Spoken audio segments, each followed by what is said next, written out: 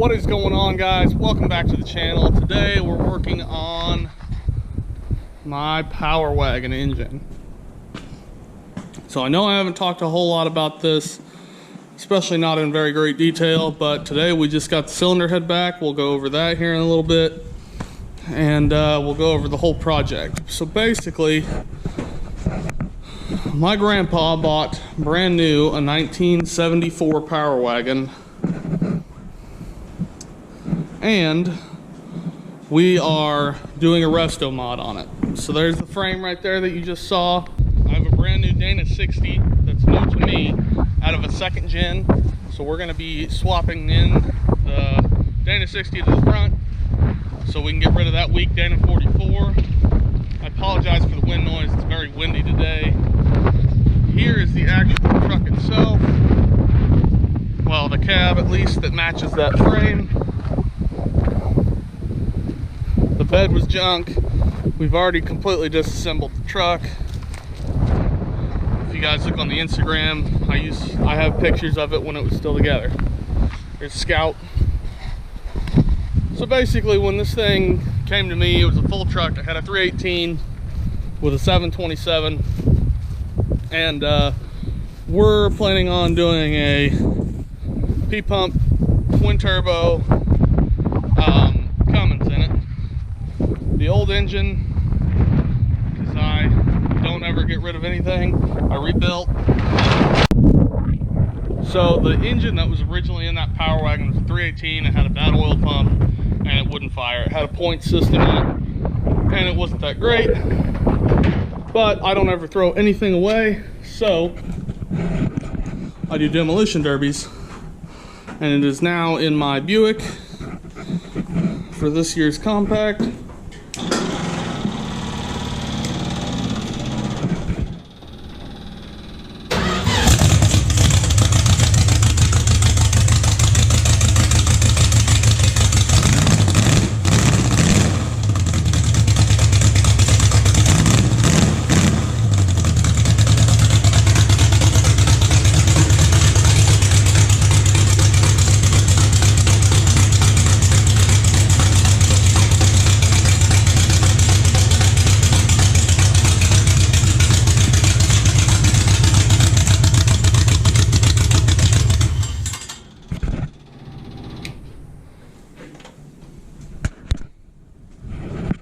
So that's the story on the Power Wagon.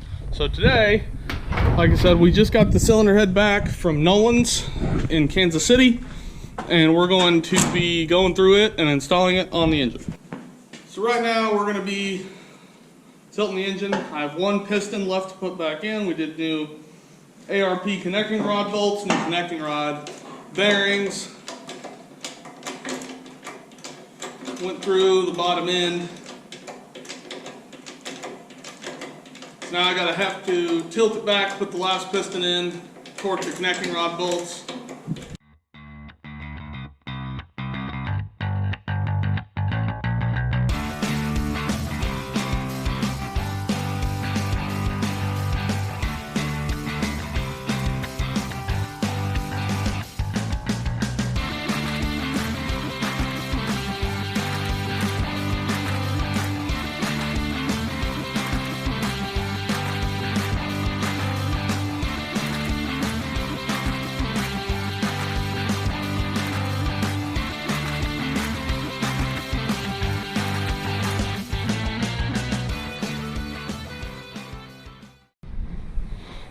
Alright, so here she is.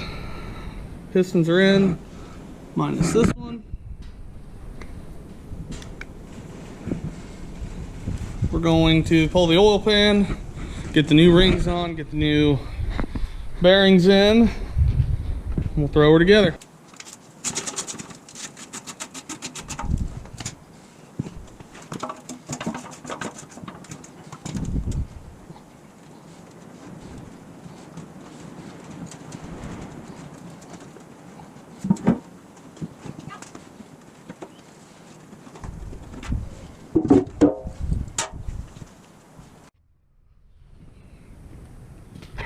Okay, so on the piston, here's the old connecting rod bolts,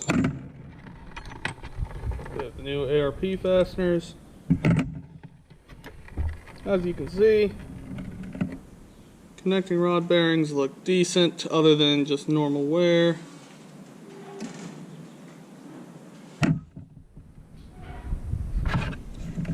are going to do the new rings. Just slide them up, over if you don't have a ring expander.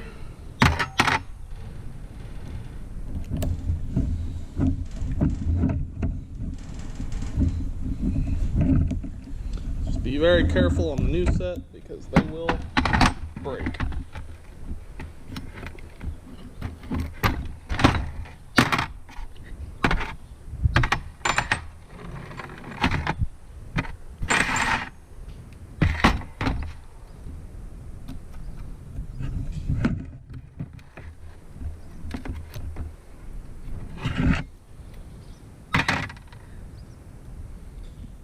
So it goes big ring, littler ring, and then the oil ring on the bottom. Nothing crazy. Just gonna clean the piston up.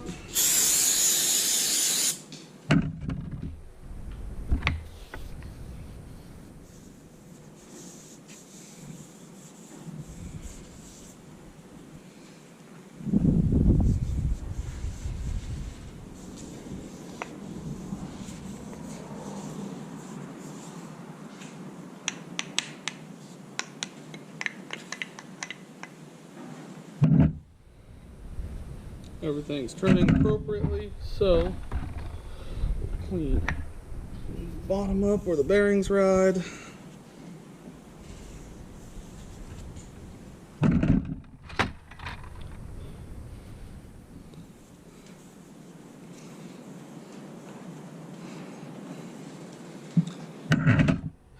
Now we're ready for the new rings.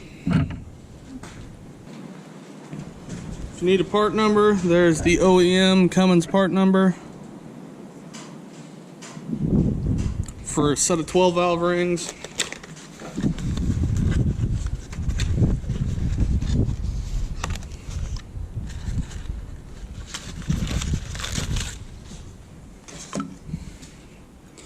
So you got your thinner ring, got your big ring, your oil ring, and these will have labeled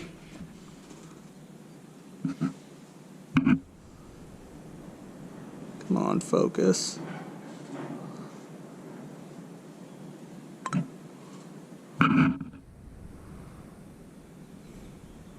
Either way, it's got that right there, those little notches. They actually say the word top on both rings.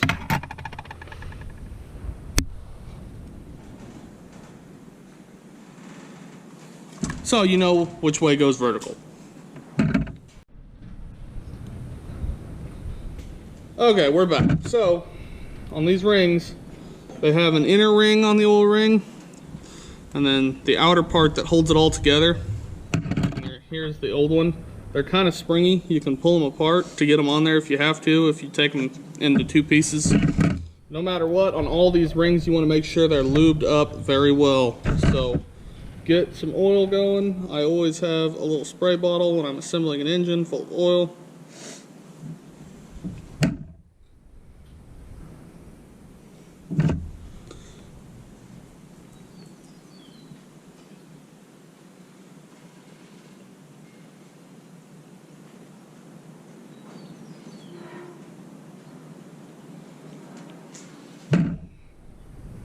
So it's good and lubed up.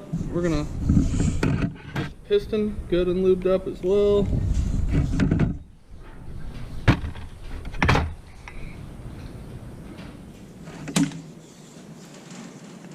And finally, you want to make sure you get your connecting rod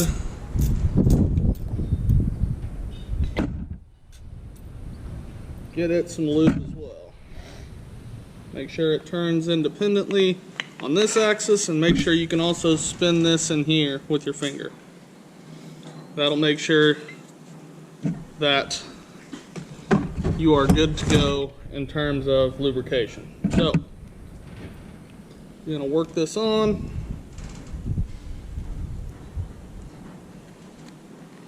nice and easy. It's probably going to fall in every groove on the way down, and that's okay. Especially on these oil rings, it's not a big deal. They're 2-piece. So if you work your bottom piece all the way down, you can work your spring type piece down as well. And then push it together to where it's as tiny as it can be. And then enclose it with the outer ring.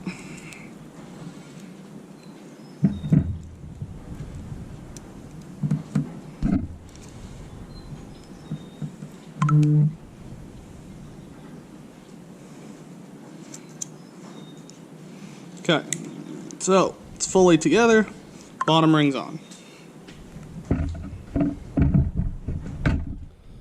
Next, the smaller of the 2 rings, and you're gonna do it more or less the same way. You gotta try to walk these on though, be very careful.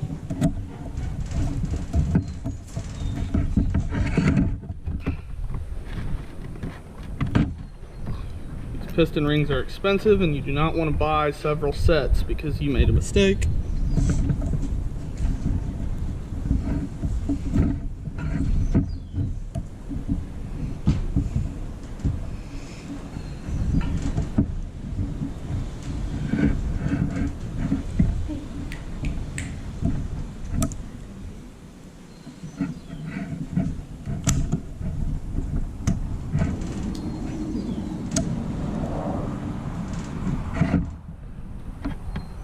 I'll fall onto that top slot, just kind of work it all the way around. It's a lot easier if you have a set of ring expanding pliers, but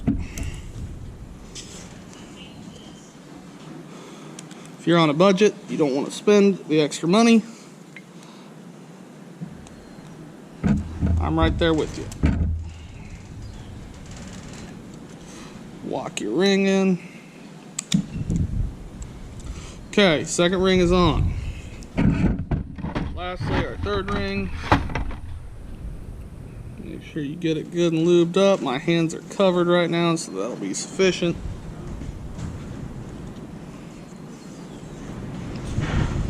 Make sure you got your top side up.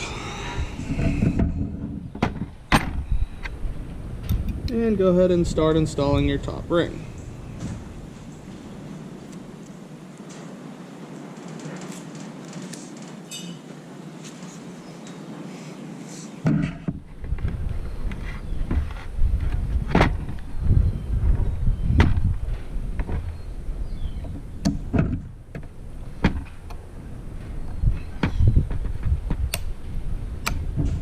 Okay, all my rings are on there. Now is the next most important part.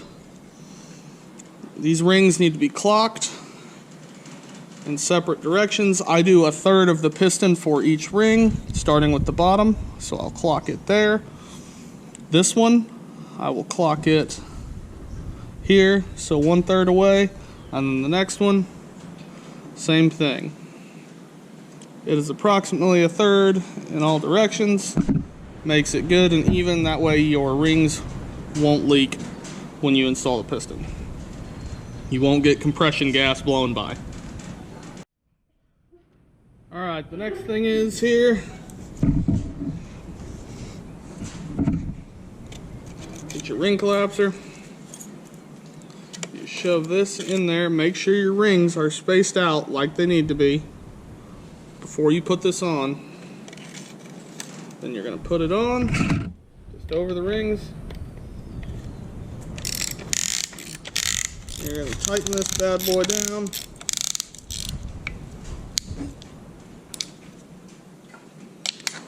Don't worry if you don't have it centered correctly. You can do that once it's in the piston bore.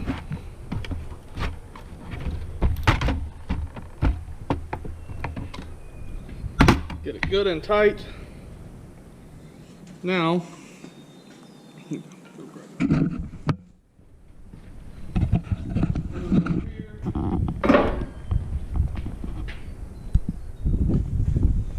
nice clean, freshly honed bore.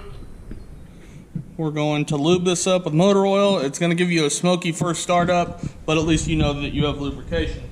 So,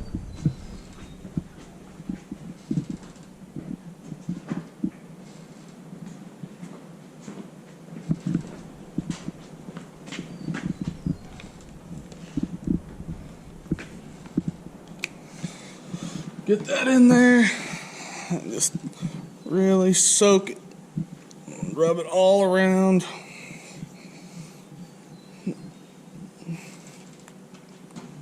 That way you know you have lubrication. Make sure your piston is oriented the right way.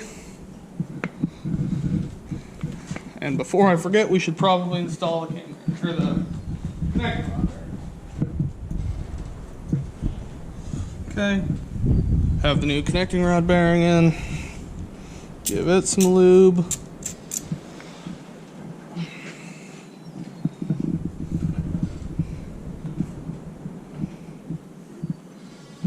Okay. Going to try as gently as you can to install this without hitting your bore.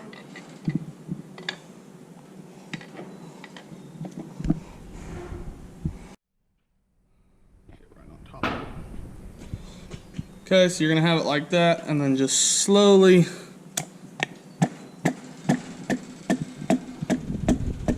get it kind of towards the bottom. Make sure that you're halfway lined up on the bottom side of your engine. You don't want this thing making a connection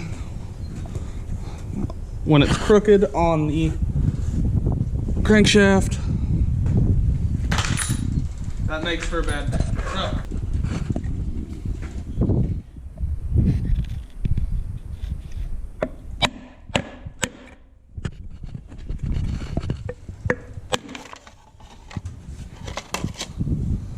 there you go.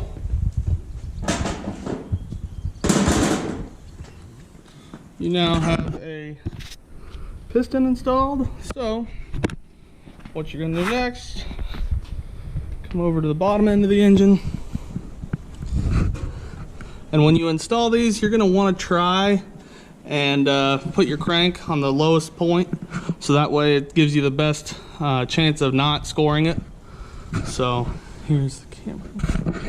And you're just gonna either slowly pull it if you can,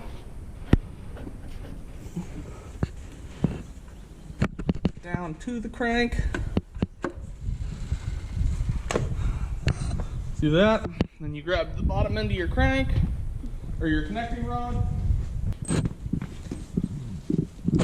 Same thing, new bearing. Lube it up really well. You can never have too much lube when you're assembling an engine. Make sure it's oriented correctly. Some of these pistons, especially if you have upgraded pistons and connecting rods, will have cracked type caps. And if you have a cracked type cap, you are going to want to make sure that you do not orient the cap in the wrong direction. Now these ARP bolts actually have their own special lube, same as a head stud. You need to smear it on the threads. This makes sure that the threads do not lock up and you get a proper torque. So you also smear some right under the flat surface of the head of the bolt.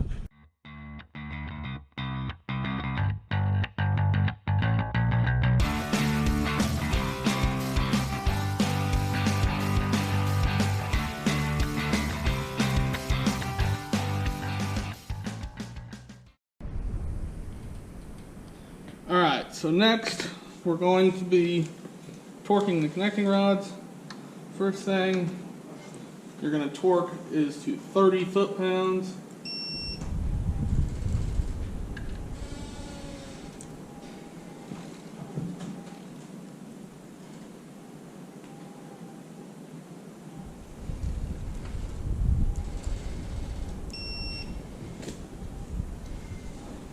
The next torque will be 45 foot-pounds.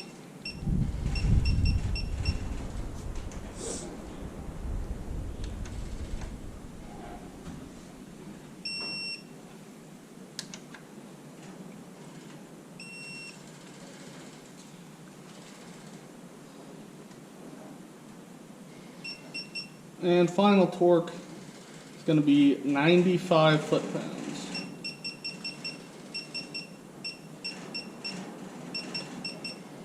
These are ARP specs, so torque them at your own risk.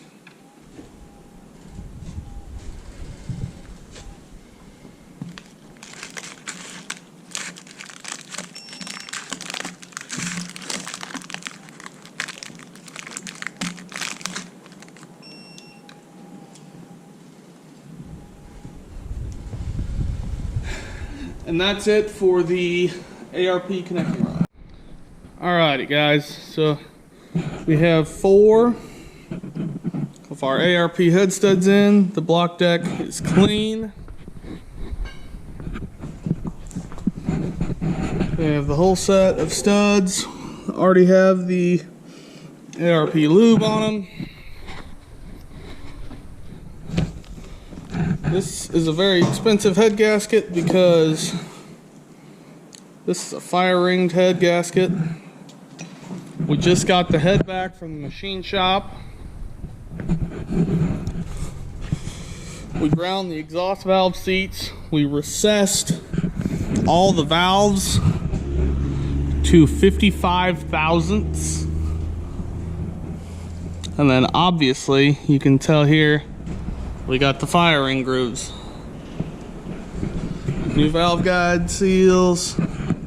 This thing has been completely reworked. It is completely ready to go. We have 150-pound valve springs in this cylinder head. And the reason that we recessed the valves on this is so we can run that big Hamilton 188-220 cam, which we will be doing a video of it, upgraded push rods, and tappets and the whole 9 here in the future. So without further ado, we're gonna get this head put on. Okay, so we have the new head gasket.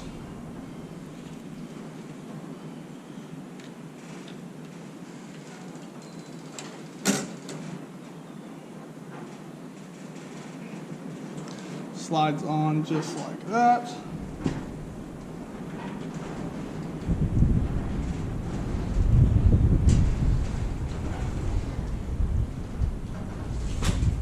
Down. Okay, how is one slide sitting down? Right. So, next thing is you lay all your fire rings right in the groove.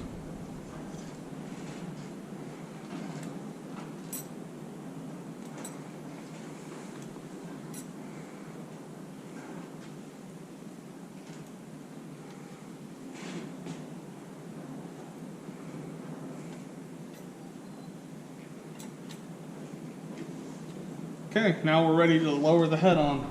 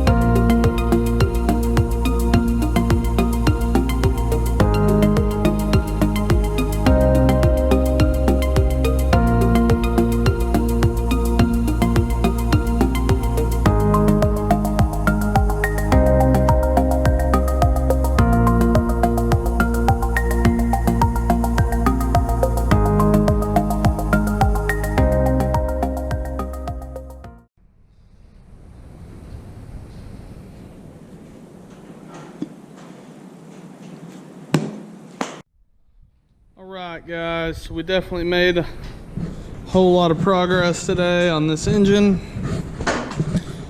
I only am missing my pedestals, so I didn't torque the head studs all the way down, just torqued them to the first step.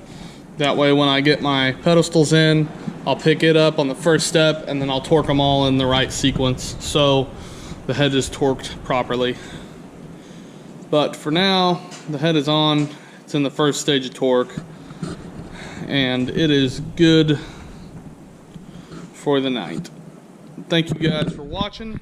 I appreciate it. Like, comment, and subscribe. Have a good one.